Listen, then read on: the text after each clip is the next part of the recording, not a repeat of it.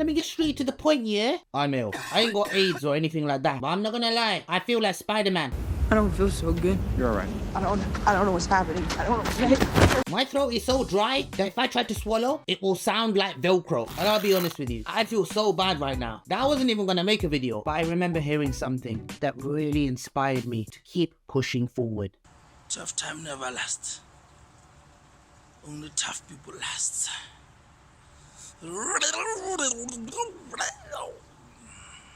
Okay, maybe not. But I don't want to let all three of you guys down. So I thought instead of missing a week, I'll just do a smaller video today until I lose my voice completely, which I assure you will make my wife smile a lot. See this as a Diary of a Bad Man short. So this episode won't be my finest work. See this episode as The Dark Knight Rises instead of The Dark Knight. Same franchise, less energy. So I apologize in advance, but let's get straight to the point. So let's review what's going on in this dirty world. Speaking of dirty, I have to say, considering how small a newborn is, they shit a lot. If shitting was a sport, my daughter will be up there with the all-time greats. The Muhammad Ali of shitting. Call her Floyd May shitter. Speaking of shit, in India this week, a hotel guest found something hiding inside his toilet seat. A full-on cobra. What? Are you dumb? That's a new fear unlocked. Where is this hotel playing at? That's not 5-star luxury. That's Final Destination India Airbnb edition. That's a little Slytherin in the real Chamber of Secrets. I'm not gonna lie, that wouldn't faze my Pakistani dad. He would just look at the cobra and shrug. You see, this is why you squat and hover. Let's be real, Abuji. If you saw that in real life, you would be scared. I will show him cobra. Oh, Abu. Hurrah. Seriously, imagine going to the afterlife and someone asked, So how did you die? and you go, Oh mate, I tried to take a shit in India in some hotel and a cobra bit my arse. then Elvis comes out of nowhere and is like, I died in the loo too, you know, with a sandwich in my hand. and you're like, I died with a cobra up my arse. oh yeah, you will. Speaking of food, A couple was spotted at a picnic. Aww, that's cute. on a pavement in Ilford. What makes this worse is Valentine's Park is just 5 minutes away, but my man chose concrete and car fumes. No chairs, no blankets, just a great view of the bin. And I mean, let's be honest, this woman needs to dump this brother. I don't care how good his personality is. Like ladies, imagine going on a first date and you're like, so where are we going? Novikov? Sheesh? Meat and wine? Little haram?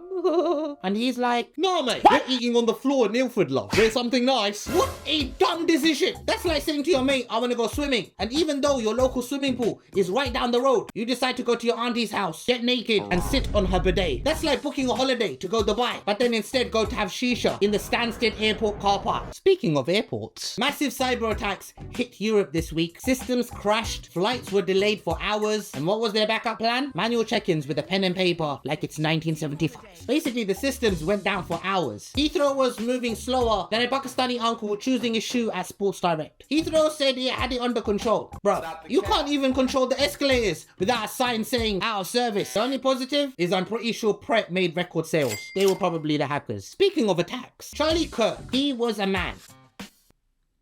He was a right-wing American commentator who went around colleges debating bare dumb students. And I'm not gonna lie, my man said some wild things, bro. Bit of a racist? Yeah. And I remember him saying this one thing. He said, guns make you safe. Then he got shot. Yeah. I mean, his legacy is split. Half the crowd will be mourning and the other half will be refreshing eggs for memes. I guess he was always up for the fight. Not a gunfight though, but may you rest in peace. Speaking of fights, my manager called me up last week and he was like, do you want to stay up and watch the fight? And I'll be honest with you, I've seen this guy fall asleep on a roller coaster while it was moving. Wallahi, this is not a joke. I remember we went to the Star Wars premiere, yeah? And we were on the red carpet. And I can't remember who was interviewing me. I think it was like ITV or something. And my manager, Danny, was sitting next to me. I mean, standing. It always seems like he's sitting. And they asked, so what did you think about the film? and he was like, I think it was fantastic. it had humor, it had a great story, and it was captivating throughout. I was like, bruv, you were asleep throughout the whole movie. His face dropped, like when your auntie finds out the biryani has no aloo in it. And it was like, He's only joking.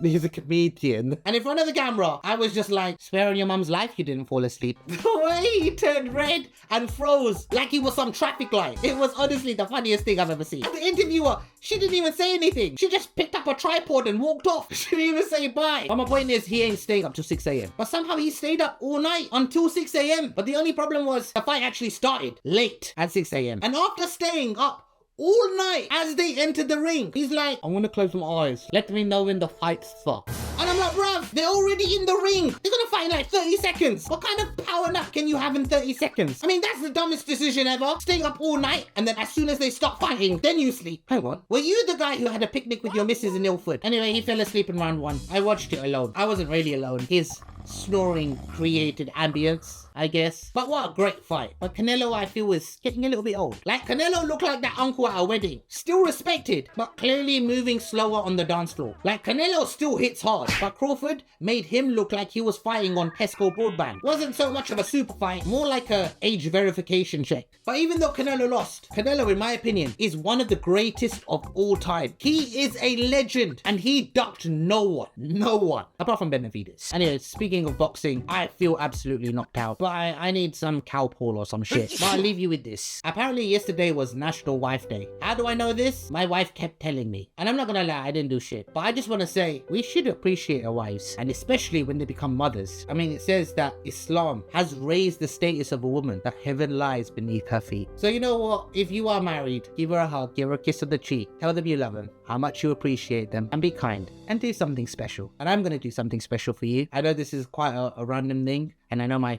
missus is probably watching this tomorrow. I want you to dress up in your fanciest clothes, and in the evening, just us two, we are going on a romantic date on the pavement in Ilford. Salmonella, pasta, ulti, no dry chicken. This ain't hotkey, don't eat skin. What a All 3 of you better appreciate this. I will show him, Cobra.